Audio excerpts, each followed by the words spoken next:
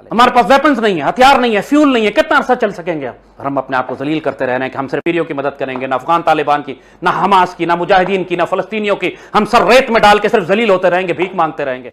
पाकिस्तानी फौज को यह बोलना मुत्तहिद है, पूरी ऑपोजिशन वहां पे यूनाइटेड है कि पाकिस्तानी आर्मी को आप भेजिए। पाकिस्तानी आर्मी ने कब इंटरवेंशन करा? अपने लोगों के अलावा, आम पाकिस्तानियों को मारने काटने के अलावा इन लोगों का क्या किरदार रहा है? ये कोई जंग जीते नहीं आज तक, कोई भी जंग नहीं जीते जितनी लड़े हैं। जो लोग पाकिस्तानी कह रहे हैं ना अपनी फौज को कि आप जाके इंटरवेंशन करिए, अरे बगल में कश्मीर था, यहाँ पे तो तुमने इंटरवेंशन नहीं करा, इनकी इतनी औकात नहीं है। लेकिन सवाल यह है कि पाकिस्तान इस सारी सूरत हाल में कर क्या सकता है, उसके पास इनिशिएटिव क्या है, उसकी पोजीशन क्या है।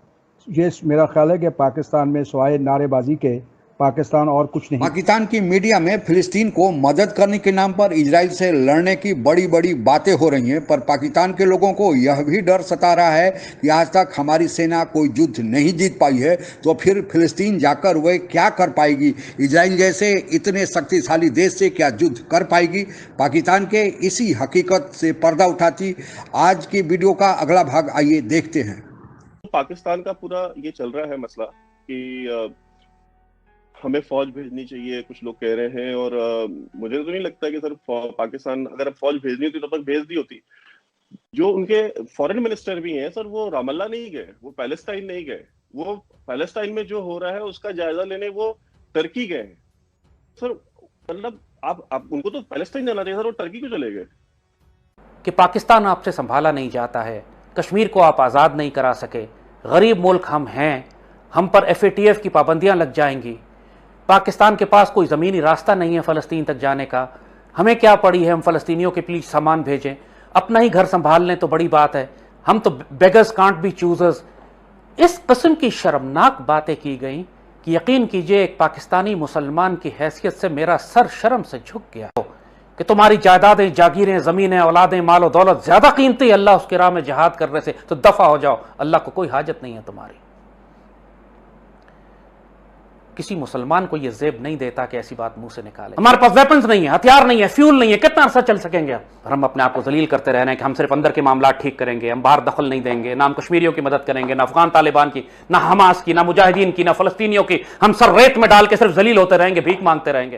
पहली चीज तो ये जो आपने बोला ना कि मुसलमान बच्चे मर रहे हैं, मुसलमान औरतें, आदमी मर रहे हैं, ये बहुत गलत बोलते हैं पाकिस्तानी। मैं बताता हूँ क्यों। फिर यानी कि आप मोमिन और काफिर में फर्क करते हैं, पहली चीज, और है भी फर्क।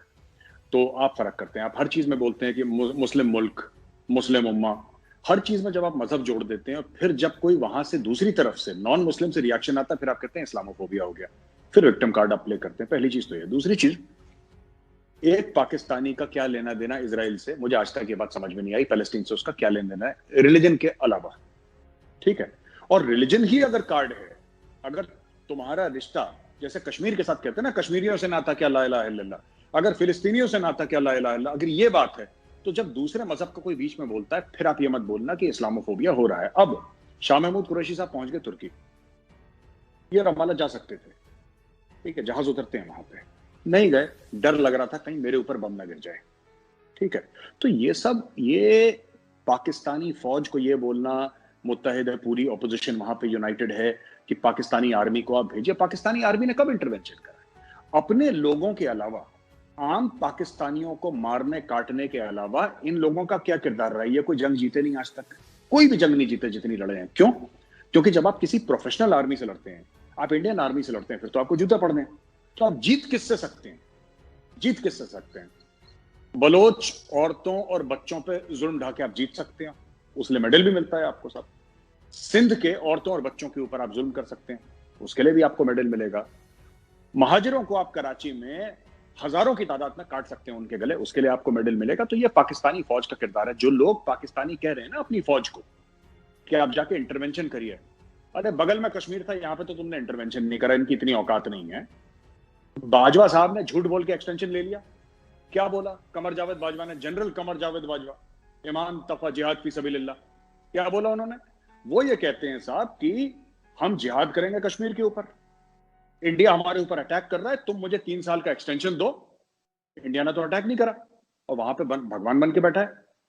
भाजपा पाकिस्तान में मजे लूट रहा है आर्मी चीफ होने का। आर्मी चीफ तो भगवान है पाकिस्तान का, तो एक ही भगवान है, एक ही खुदा है आर्मी चीफ, तो बन के बैठा है। इंडिया ने तो कोई अटैक नहीं करा इंडिया की तरफ कि से। ब्रिटिश इंडियन आर्मी का बंटवारा करके भारत और पाकिस्तान आर्मी का गठन स्वतंत्रता प्राप्ति के साथ 1947 में ही हुआ था।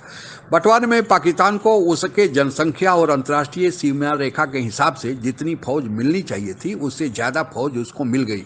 आज पाकिस्तान की आर्मी विश्व की 5वीं बड़ी आर्मी जनसंख्या के हिसाब से मानी जाती है। अपनी इसी सेना के बल पर भारत के साथ वह 3 पूर्ण युद्ध 1948, 1965 और 1971 का लड़ चुका है और 1999 का कारगिल का सीमित युद्ध भी लड़ चुका है। पर इन सभी चारों युद्धों में पाकिस्तान को मुंह की ही खानी पड़ी है।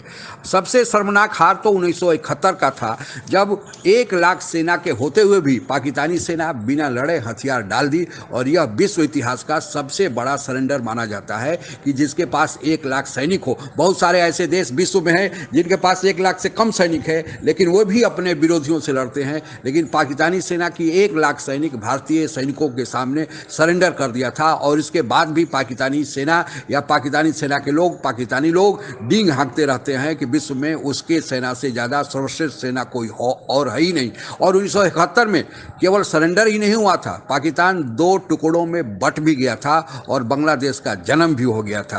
इतनी शर्मिंदगी के बावजूद भी पाकिस्तानी सेना के अधिकारियों के वर्दी को आप देखोगे तो उनके वर्दी पर दर्जनों मेडल लटके रहते हैं। पता नहीं किन कारणों से, जब तक उन लोग ने इतना मेडल लटका रखा है कि कोई उन्होंने युद्ध जीता ही नहीं। लेकिन अब तो ये पाकिस्तान की अंदरूनी मामला है, वे जाने क्या क्यों वे मेडल लटकाए फिरते हैं। लेकिन आपको यह बताते चलें कि पाकिस्तानी सेना अपने जीत के खाते में अफगानिस्तान सोवियत युद्ध को भी अपने ही खाते में डाल देती है। जबकि अफगानिस्तान में अमेरिका लड़ रहा था, पाकिस्तानी सेना ने अमेरिका के इशारे पर पूरे मुस्लिम देशों से जिहादियों को इकट्ठा किया था, और पाकिस्तानी सेना अमेरिका के कहे अनुसार उन जिहादियों को मदद दे रही थी।